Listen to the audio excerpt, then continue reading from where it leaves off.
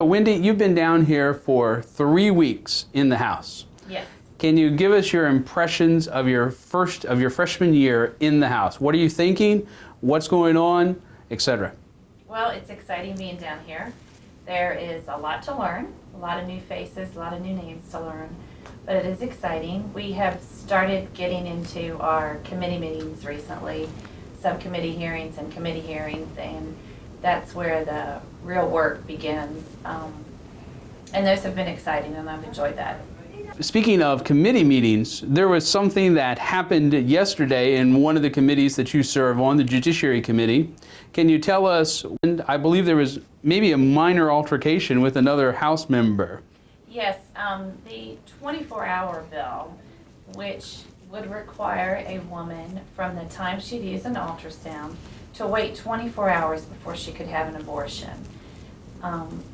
That is something that is very important to me, and I was very excited that we were able to bring the bill up. It passed out of subcommittee, and yesterday was the full committee hearing. And several people spoke for and against the bill, so then when I had the opportunity, as a mother of 5, I expressed my appreciation for the bill.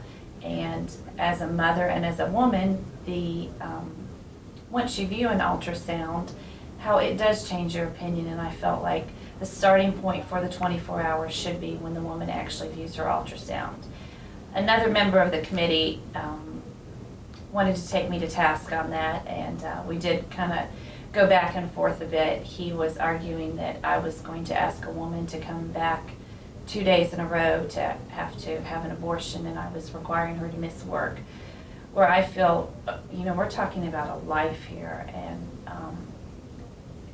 if you can't take 2 days to consider a human life, then what is life worth? So it was a bit of a scuffle, but I think we answered his questions well. That committee member actually asked if you knew of a person who had a rape, who was raped. Yes, he did. He confronted me and asked me if I specifically knew of somebody that had been raped, and I did, and answered him that, even in the case of a rape, while that is horrible and tragic, and as a woman, being that defiled is horrible, there's still another human life involved, and it still does not hurt to pause and take 24 hours to consider that other human life. Now, you weren't the only person who voted down his amendment. If it's my understanding, there were, 4 other women on the committee who served with you, who voted with you on that? Yes. I can't remember the exact vote at the end, but yes, there are several other women on the committee, and several of us did vote against his amendment. Now, you're a co-sponsor on this bill, and this bill would require a woman to, if she has an abortion after she has the ultrasound, to wait 24 hours. Yes. And currently, it's my understanding that a woman has only to wait 1 hour before she has an abortion after viewing the ultrasound, right? Exactly. The current law states a woman must wait 1 hour.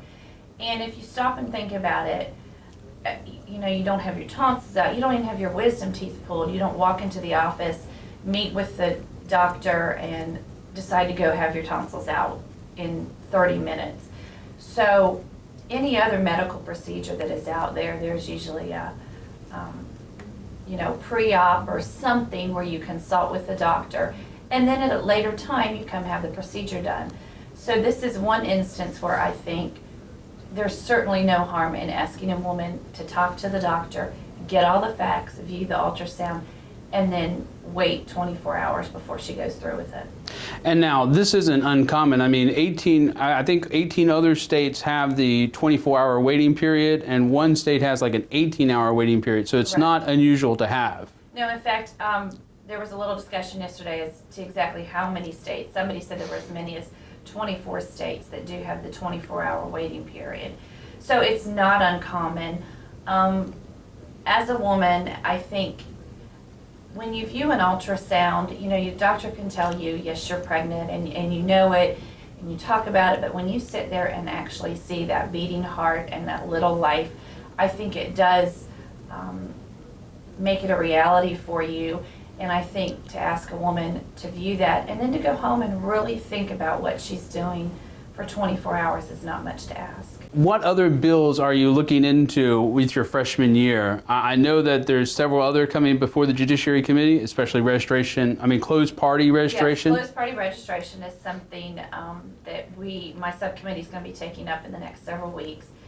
And that would ask people in the state of South Carolina to register by party. If you are a Democrat, you register as a Democrat. If you're a Republican, you will register as a Republican. And then when it is time to vote, hopefully you will make that decision 30 days out. Then when it is time to vote, you can only vote in that particular primary. You favor that legislation? Yes, I do, because currently you can vote in either primary, switch back and forth, it doesn't matter. But I think it tends to dilute our parties, and I think Democrats as well as Republicans would like to pick their own candidate.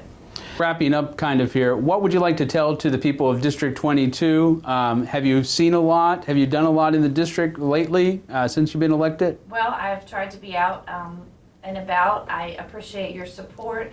I ask for your prayers as we continue, especially with the abortion, the 24-hour wait. And just please continue to support me, and if there's anything I can do for you, know I'm here for you.